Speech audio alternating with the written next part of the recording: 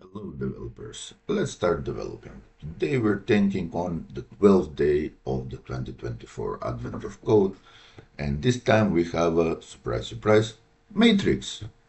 But this matrix is not made out of numbers, this matrix is actually made out of letters, and this shows us basically some plots of land. So what do we have here? We need to find in a simple way the area and the perimeter of each of these plots of land. The requirement is kind of straightforward, so everything that has an eye that's connected to something that has an eye is an actually single parcel, let's call it, and everything that doesn't is not. So this X is a singleton, simple singleton, which will have a area of 1, a perimeter of 4. This thing has an area of 3 and a perimeter of 3 on top, 3 on bottom, and 1 on the side, 8. And then we have some weird looking thingies that have different kinds of perimeters. So area is a parcel. I'm going to call it a parcel, and the parcels have plots. Oh, it's actually called the region here, and are only touching horizontally or vertically. So once again, we're going to treat this more like a network than like a matrix when we have neighbors that are connecting. Anyway, so here is our test input. Let's start with that.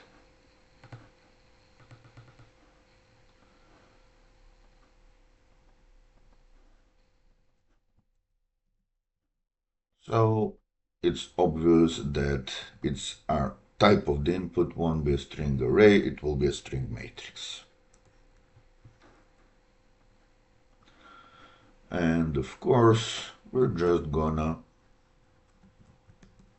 lines.split, not splice, split. Oh, lines is an array of strings, so we're gonna do lines.map and then split each line. So I will utilize my print matrix once more so that we can print the input to see that we are echoing correctly. And the way that I plan to solve this, as I'm looking at it, there are quite a few very smart algorithms in how to detect these things, but I think I'm gonna go with a simple nested loop. So for loop goes brrr. Let's see if that echo looks correct. To me it looked, but let's see it. RRIICCF, RRIICCF, ending with MMM and 3 E's. Yep, looks okay. So let's get started. So first of all, I will basically, as always with matrices, it makes sense to have a width and a height so that we can just use those things, and we're gonna have a for loop. Come on, suggest something. No. Let's do a simple for loop. So that's gonna go through the rows. So this is gonna be our index. And that is less than the height. And then we're gonna have syntax that goes through the width. So we have our basically our y coordinate. This is our y coordinate, this is our x coordinate, and of course I'm gonna have the type. Not gonna call it point now because we have a better word for that. It's a plot. So a single plot will have an x coordinate, which is a number, a y coordinate, which is a number, and type, which is a string.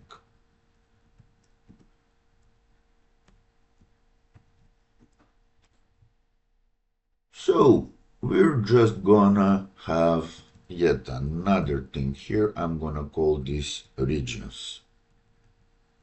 These are the regions, and this will be an array of what? Actually, it won't be an array. It will be a record of letter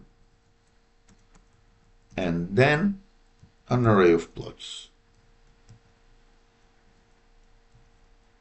So here I will have for each type of region.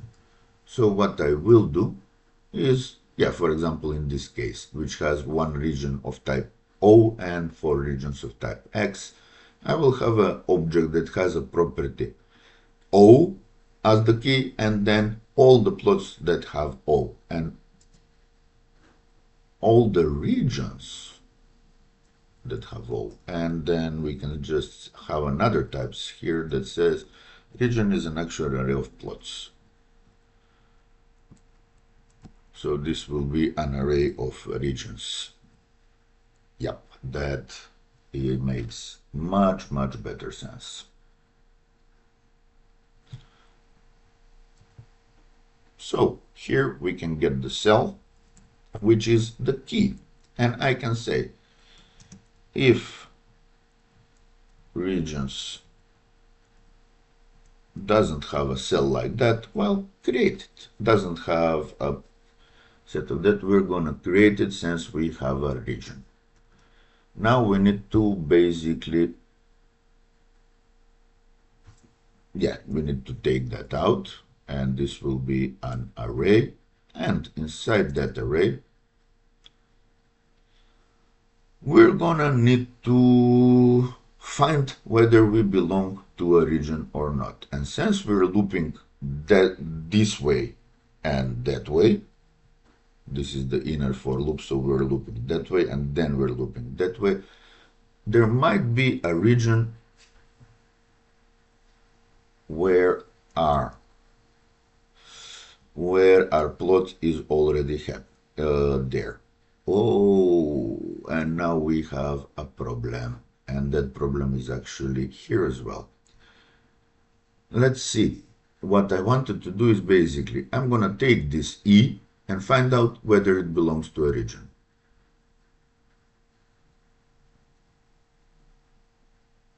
No, what we're gonna do is gonna be actually simpler. This won't be a region, this will actually be an array of plots. So this, we don't really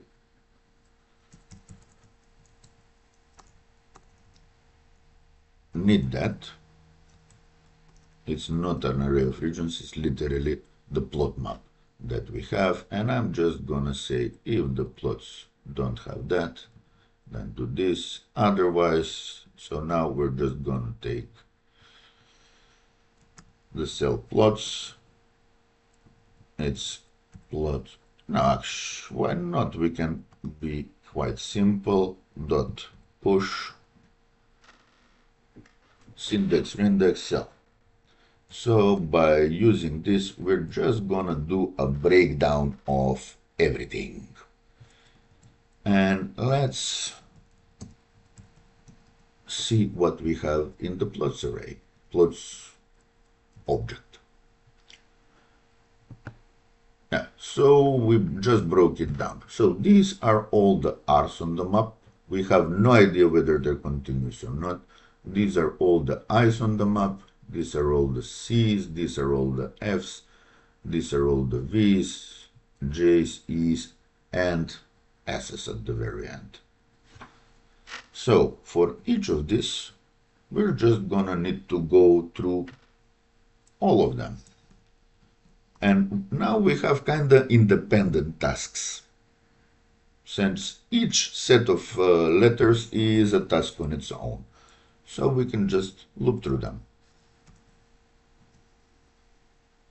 And we're gonna need to use a for in for each type of plots. In plots, we're just gonna say const plots not plots, but this is not a region, this is not anything, this is just a set of cells.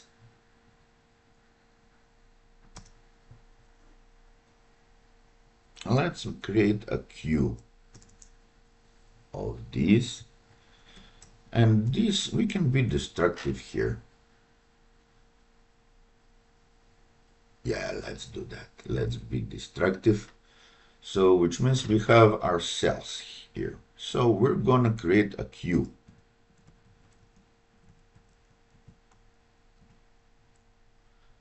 We have that. And we're gonna get our first current cell. We're gonna get it over there, and of course it's gonna have an item. So we can just say, while cell Q is bigger than 1, now we can have this here.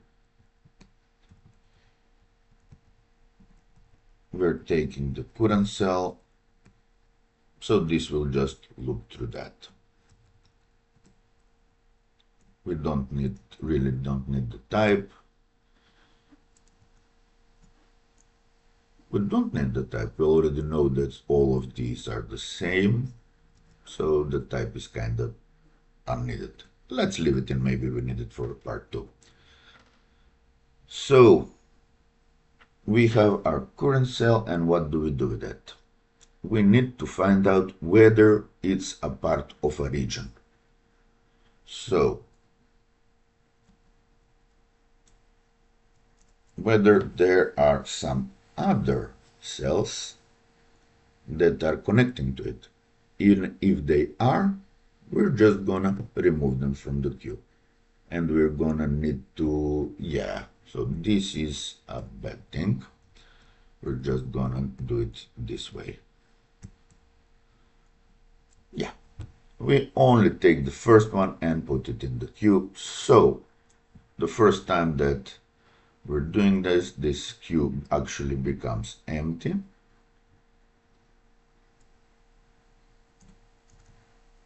But we're gonna need to do something like this. We're gonna need to, not pop it off, shift it out. So right now we moved our cell from the cells to the queue, and we're gonna have a nested while loop. While we still have cells,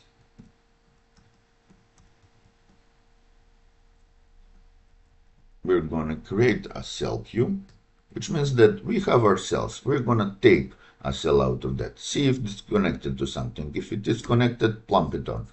If it is not connected, we have a separate thing. So, which means that we just go to the next region and the next region and the next region.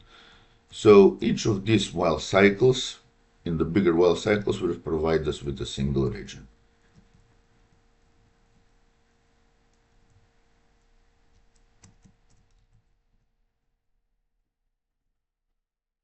So we're gonna add our current cell to the region.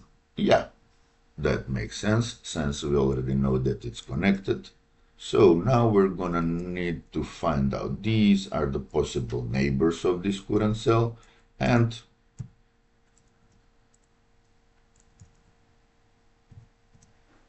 let's search where the inbounds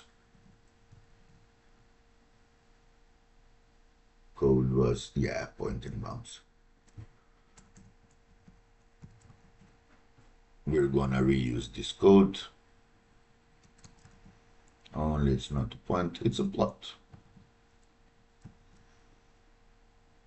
We already have the width and the height now, so what we're gonna need to do is gonna filter using that. Yeah, looks better this way.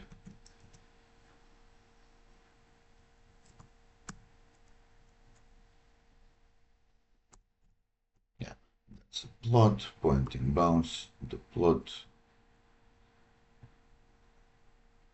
Yeah. This actually says, well, you need a type. Yeah, the type is the type. Why not just current cell dot type, because we know it's there.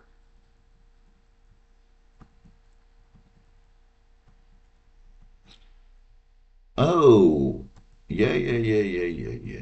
The type should be something like this. That's correct.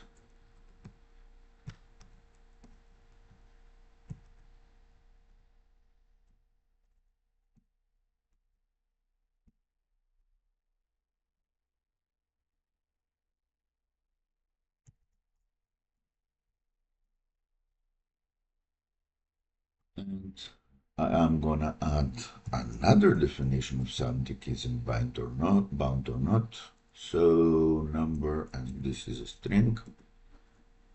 So it needs to be within the bounds of width and height, and it needs to have the correct type, because otherwise it's not a neighbor.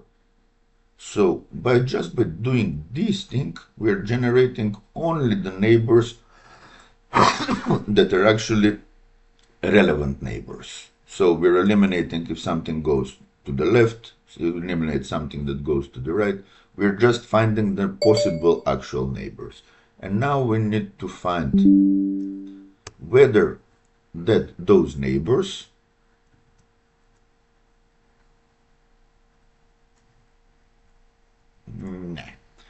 that's somewhere in the line that we want to do, but we're just gonna need to filter them once more. On the other hand, yeah, let's not pollute this method with this logic, since this is a kind of pure geometry method. I'm going to add a filter on this filter. So we're filtering whether they are in bounds, and we're going to filter if they have the correct type. So now we have our potential neighbors. What is the story? Well, for this cell, for example, this E, we will have this E, this E, and this E, because those are the neighbors that are also of the correct type and the correct position. For this E, for example, we will have the one above, the one to the left, and the one down. What we want to take care of, see if they're actually available or they were already processed. In the cells, we have only the ones that were actually processed, that weren't processed. So we need to see for each of the neighbors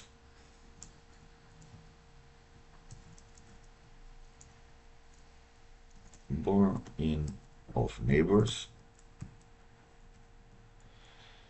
if the cells has that cells dot find index, yeah, find me a neighbor of that. If that is not, yeah, this is a complicated code, we're gonna write it in at least 2 lines.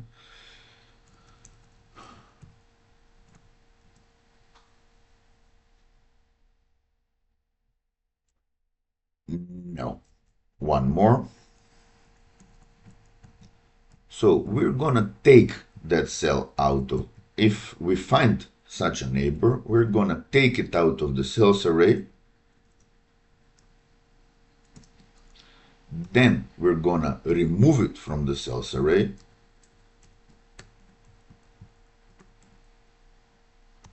And then we're gonna push it to the cell queue. So now we need to process it.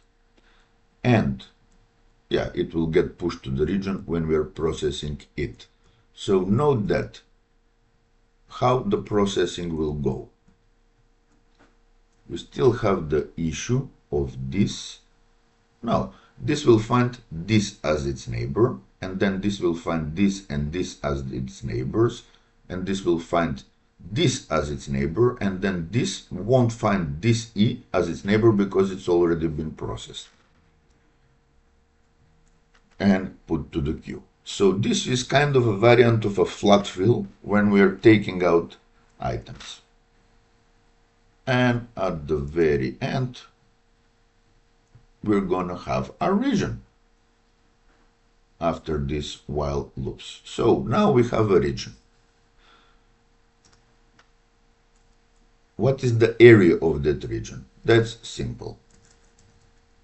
Region area is the length of the region. We don't need. And now we need to find the perimeter. And this is the complicated thing. So what we will do is something like this. So we're gonna, once more, gonna have to do a kind of detecting on that. So if we have this region, the perimeter is for this E, we will see how many walls we have. This E has a wall would be a touching point with something that's not an E. So now we're inverting our logic. Previously we wanted our neighbors to have the same type as us. Now we explicitly want our neighbors to have a different type from us. And to be honest, we don't really care if they're in bounds or not, because this thing is a wall. So we're not gonna do this.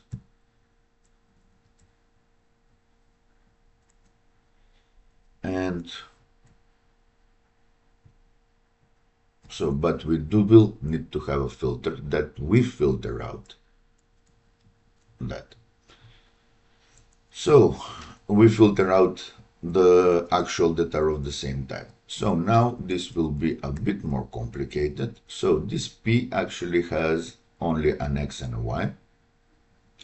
So we need to check if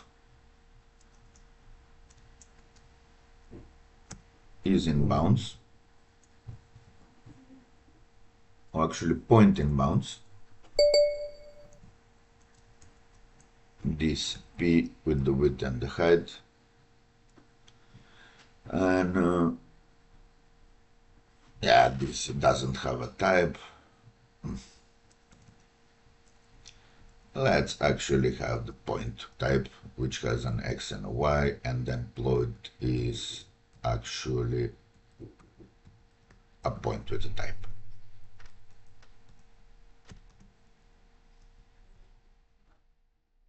So this can just be a point because we're not here using the type, we decided against it. So if it is in bound, then we return that whether it has the same cell type, otherwise it's true because it's a wall. We get all these neighbors that we have, and then we just say, well, this thing has that many neighbors, those are all on the perimeter. So we have something like that, and this is the region perimeter. Let's just test this thing out, because we have a few smaller examples here that are kind of all-encompassing, because I kind of want to see this. Let's see what happens now. And we got a nice and hot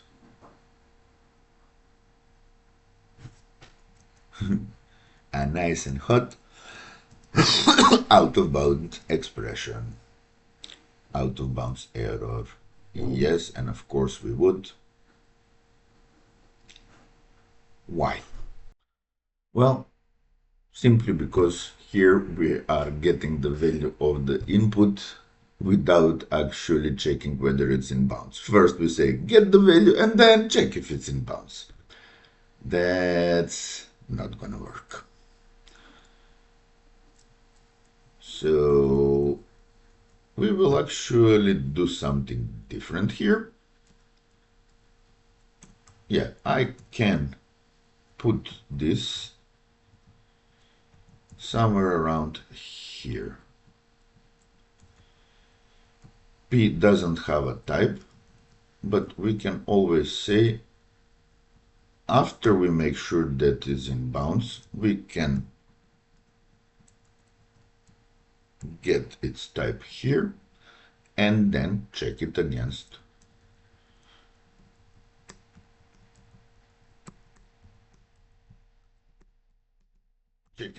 the type of the cell where we're currently in.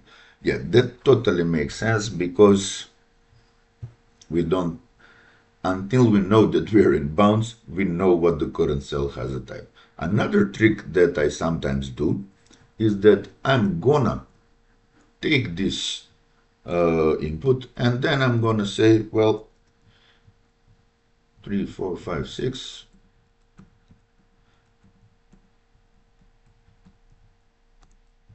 I'm gonna add one row and one column, basically a frame around the input, that ensures that whichever of those plot cells I take, I'm actually in bounds. But then you kind of have to remember that you have to do one based arrays instead of 0 based arrays, because those things are actual points on your map. Maybe we'll get to do that. So let's see if this thing works now. So we have region of type A, area 4, perimeter 10. And this is quite easy to check. Area 4, perimeter 10. 4 above, 4 below, 2 on the sides. Size B, area 4, perimeter 8. These are the B's, they're in a square, so the area is of course 4 and perimeter is 8, 2 on a side. We have C, which has area 4, 4 C's, and perimeter 10, 1. This is written in the description, I'm not gonna count it.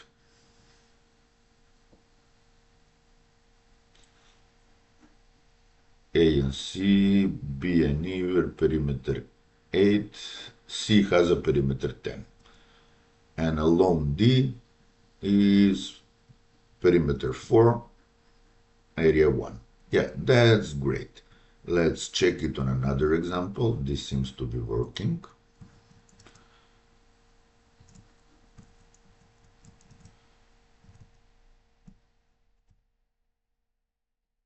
So we have one O type and 4 X's, 21, 36.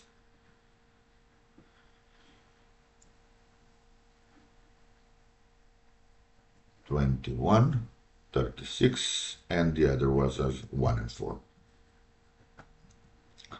So we need to calculate the actual price. And that is quite easy now to do. If we have our area and perimeter, we just need to multiply them. So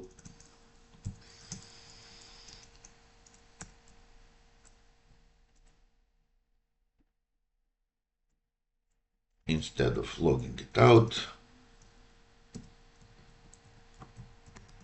we just say, well, price, add to the price the product of the area and the perimeter, and that's all we have, and return the price.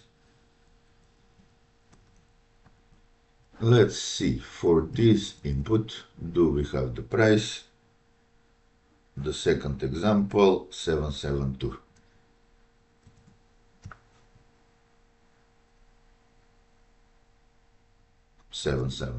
That works. This thing has a price of 140.